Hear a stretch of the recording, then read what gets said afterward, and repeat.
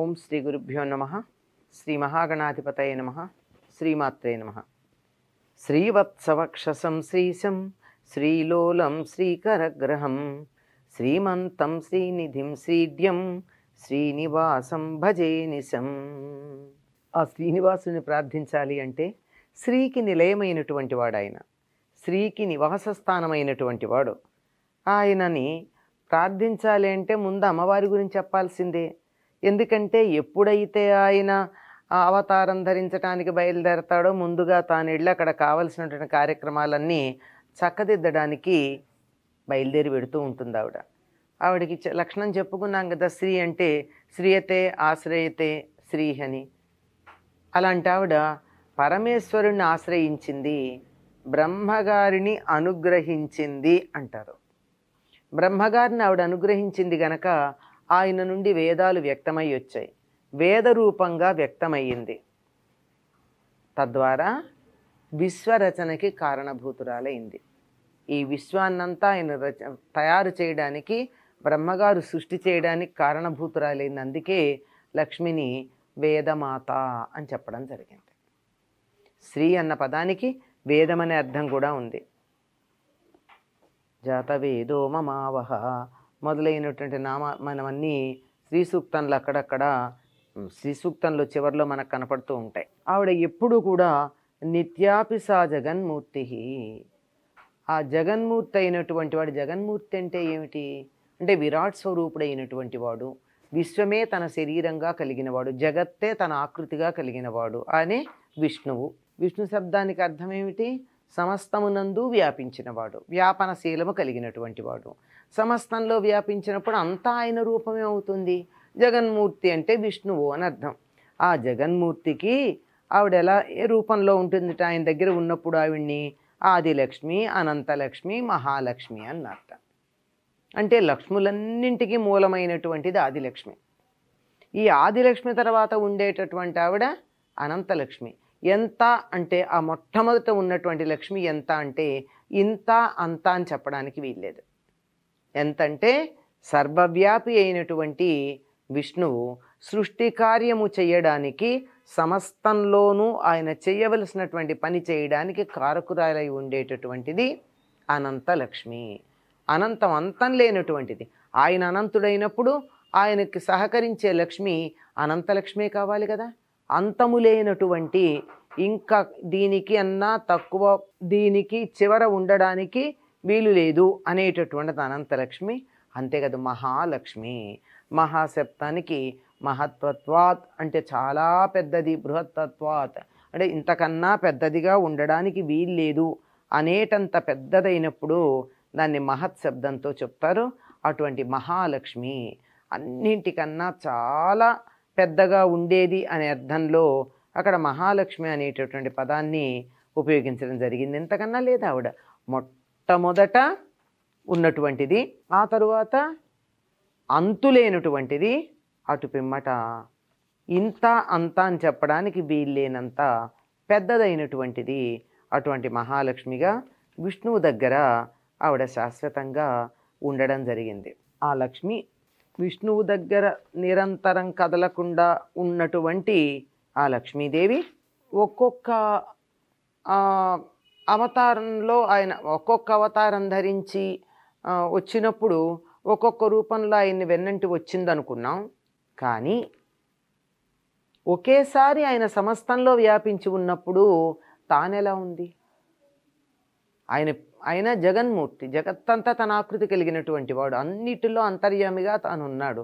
తాను అన్నిటిలో అంతర్యామిగా ఉన్నప్పుడు ఆయన వెన్నంటి ఉండేటటువంటి ఆవిడ కూడా అన్నింటిలోనూ ఉండాల్సిందే కదా, వదిలిపెట్టి ఉండడానికి వీల్లేదుగా.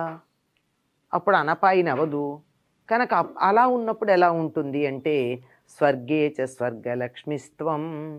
ఆవిడ్ని ప్రార్థించేటప్పుడు చెప్తున్నారు, నువ్వు స్వర్గంలో స్వర్గలక్ష్మిగా ఉన్నావు.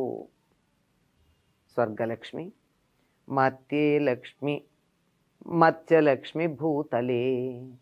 భూలోకంలో మత్స్యలక్ష్మి అంటే భూలక్ష్మి,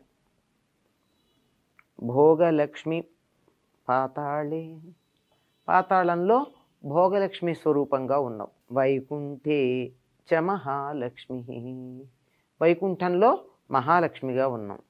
దేవదేవి సరస్వతి, అమ్మ దేవతలకే దైవస్వరూపమైనటువంటి వెలుగులకి వెలుగైనటువంటి నువ్వు ఇన్ని చోట్ల ఈ రూపంలో ఉన్నావు అని చెప్పడం. అంటే ఈ లక్ష్మి అనేది గుర్తులు సంకేతము అని చెప్పుకున్నాం కదా. గుర్తులు లేకపోతే అంతా ముద్దయిపోతుంది. ఇప్పుడు మట్టి ఉంది, మట్టి ముద్ద ఉంది. అక్కడ మట్టి ముద్ద ఉంటే మట్టి ముద్ద అంతే, దానికి ఆకృతి లేదు. కుండ చేసామా, మూకుడు చేసామా, దాక చేసామా, కడవ చేసామా అన్నది తర్వాత నువ్వు చేసినందువల్ల వస్తుంది. ఆకృతి లేకుండా ఉంటే ఒక ముద్దగా ఉంటుంది.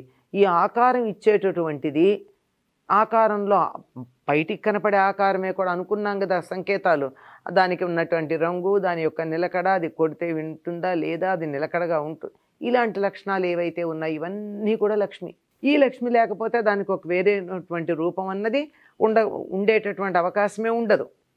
కనుక అన్ని లోకాలలోనూ కూడా కొన్ని కొన్ని లక్షణాలు, కొన్ని కొన్ని గుర్తులు, నామము, రూపము, ఆ రూపానికి సంబంధించినటువంటి అనేక లక్షణాలు, పొడుగు, వెడల్పు, ఎత్తు, లావు, సన్నము, వేడి, చల్లన, ఎంత పొడుగు, ఎంత వెడల్పు, ఇలాంటివన్నీ కూడా చేర్చి చెప్పేటటువంటిది ఉంది కదా.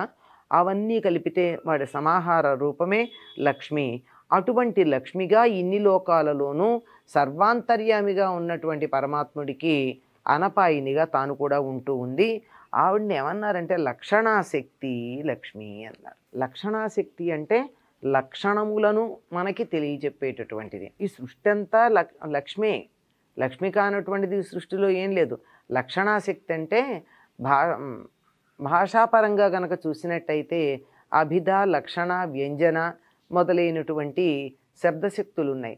అందులో లక్షణాశక్తిగా కూడా ఉంటుంది. లక్షణ అనేటటువంటిది దాని లక్షణం ఇంతేనండి అంటాం. అంటే దాని గుణం, దాని యొక్క స్వభావం, అదే సహజ స్వభావం. అంతేకాదు లక్షణ అంటే ఒక మాట మనం చెప్తే దాని తాలూకు ఆ మాట కాకుండా మాట దేనిని సూచిస్తుందో అది కూడా లక్షణం. దానికి ఉదాహరణ చెప్తూ ఉంటారు, గంగాయాం ఘోష అని చెప్తారు.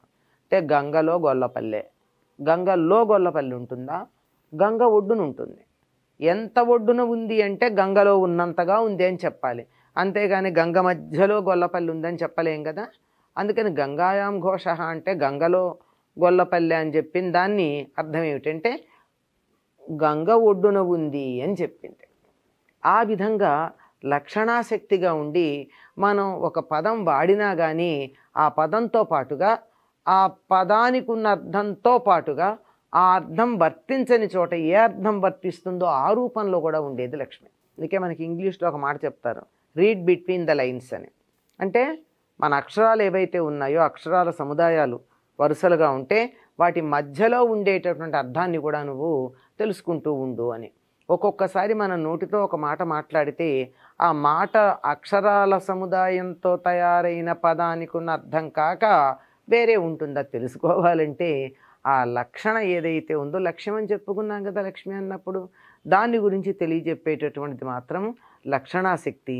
అలా సృష్టి అంతా కూడా అలా లక్ష్యంగా ఉంచుకుని లక్షణాశక్తితో అన్నీ తెలుసుకునేట్టుగా చేసేటటువంటి శక్తి లక్ష్మి. అటువంటి లక్ష్మికి నమస్కరించుకుంటూ మహాదేవ్యై చ విద్మహే విష్ణుపత్న్యై చ ధీమహి తన్నో లక్ష్మి ప్రచోదయాత్. స్వస్తి.